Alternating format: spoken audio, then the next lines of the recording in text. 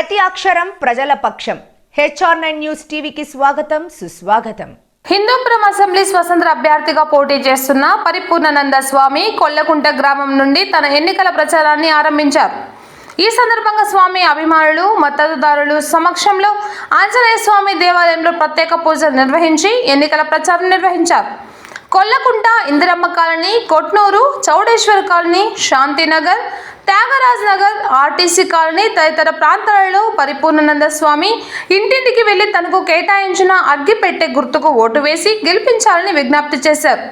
ఆధ్యాత్మిక గురువైన కాకినాడ శ్రీ పీఠం పరిపూర్ణానంద స్వామి ఒక్కసారిగా రాజకీయ రంగం ప్రవేశం చేసి హిందూపురం అసెంబ్లీ స్వతంత్ర అభ్యర్థిగా బరిలో నిలిచి ఎన్నికల ప్రచారానికి ప్రజల వద్దకు వెళుతుండటంతో ప్రజలు ఆశ్చర్యానికి గురై స్వామికి తమ మద్దతును తెలుపుతున్నారు. మీ అమూల్యమైన ఓటును అగ్గిపెట్టె గుర్తుకు ఓటు వేసి గెలిపిస్తే హిందూపురం ప్రాంత అభివృద్ధి కోసం తన వంతు కృషి చేస్తానని పరిపూర్ణానంద స్వామి తెలిపారు.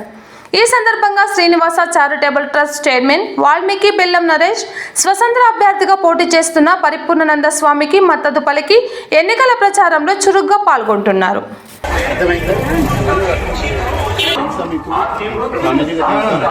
ఈసారి మీరు నన్ను గెలిపించుకుంటే నేను మీతోటే ఉంటాను. ఈ ఊళ్ళో మీరందరూ నిలబడి చేయాలి. దుర్గా ఏమవుతారు నీకు?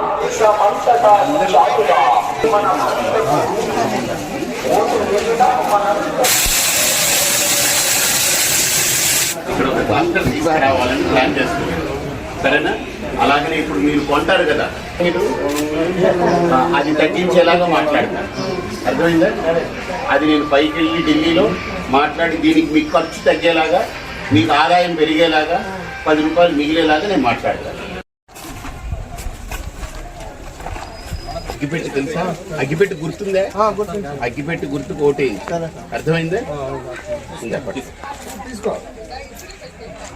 పార్టీలు ఉంటే మనకు కష్టం. నేను ఒంటరిగా నిలబడితే ఇక్కడ కులాలు, మతాలు, ప్రాంతాలు సంబంధం లేకుండా అందరికీ, హిందువులు కాదు, ముస్లింలు కాదు, క్రైస్తవులు కాదు, నాస్తికులు కాదు, ప్రతి ఒక్కరికి న్యాయం జరిగేలాగా ఒక స్వతంత్ర అభ్యర్థిగా నిలబడి అగ్గిపెట్టి గుర్తు నాకు ఇవ్వబడింది. మీరు అగ్గిపెట్టి అంటే అగ్నిదేవుడు అంటారు, అవునా? నిప్పు చాలా పవిత్రమైంది, అంతేనా కాదా?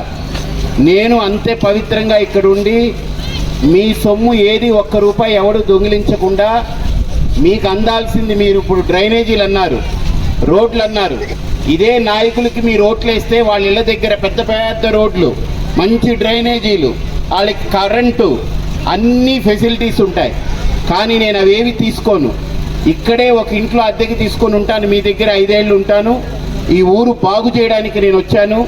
కాబట్టి తప్పకుండా మీరందరూ అగ్గిపెట్టి గుర్తు ఓటేయండి. అలానే ఇప్పుడు పెన్షన్లు కూడా చూస్తున్నాం, మీకు లేవని కొంత, పడ్డాయిలే అని కొంత, అలా కాకుండా నేను గెలిస్తే ఈ ఊరిలో ఎవరెవరికి పెన్షన్లు రాలేదు అందరి పేర్లు తీసుకొని అర్హులైన వాళ్ళకి ప్రభుత్వం ఏదైతే ఇవ్వాలనుకుంటుందో అర్హులైన వాళ్ళందరి యొక్క పేర్లు తీసుకొని వరుస క్రమంలో పెట్టి వాళ్ళందరికీ పెన్షన్లే కాదు, ప్రభుత్వం ఇచ్చే పథకాలన్నీ కూడా అర్హులందరికీ వచ్చేలాగా చేస్తా.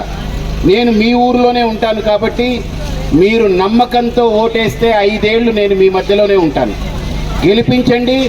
మీ రోడ్లు కాదు, డ్రైనేజీ కాదు, నేను మొత్తం ఇక్కడ ప్రత్యక్షంగా వచ్చి అధికారులను వెంటబెట్టుకొచ్చి నా కార్యక్రమాలు నేను నిర్వహించుకునేలా చేస్తాను. మీరందరూ అగ్గిపెట్టి గుర్తుకు ఓటేయండి, గెలిపించండి. అగ్గిపెట్టి లేకపోతే మనం బతకలేం. ఉదయాన్నే దేవుడి దగ్గర దీపం పెట్టే దేంతో పెడతారు? దేంతో పెడతారు? సైకిల్తో దీపం పెడతారా? ఫ్యాన్తో దీపం పెడతారా? ఫ్యాన్ పెడితే దీపం ఆరిపోద్ది, అంతేనా కాదా? దీపం వెలుగుతూ ఉండాలంటే అగ్గిపెట్టి కావాలి.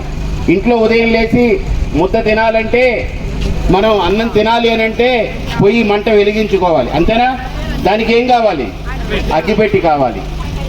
కాబట్టి ఉదయం లేస్తే కావాల్సింది అగ్గిపెట్టి. మన బతుకులు దాంతో కనెక్ట్ అయ్యింది, ముడిపడింది. కాబట్టి మీరందరూ అగ్గిపెట్టికి ఓటేయండి, అగ్గిపెట్టి గుర్తుని గెలిపించండి. నేను మీ అందరి మధ్యలో ఉండి అందరికీ న్యాయం చేసేలా, అందరికీ మంచినీళ్ళు అందేలా, మీ అందరికీ మంచినీళ్ళు, తాగే నీళ్ళు కూడా మంచివి లేవు, చాలా చోట్ల అసలు తాగే నీళ్ళు కూడా లేవు. కాబట్టి తాగునీరు వచ్చేలాగా నా బాధ్యతగా నేను నిలబడి చేస్తాను. మీరందరూ అగ్గిపెట్టి గుర్తుకు ఓటేస్తారా? అగ్గిపెట్టి గుర్తు ఓటేస్తారా? అగ్గిపెట్టి గుర్తు ఓటేస్తారా? ఒకసారి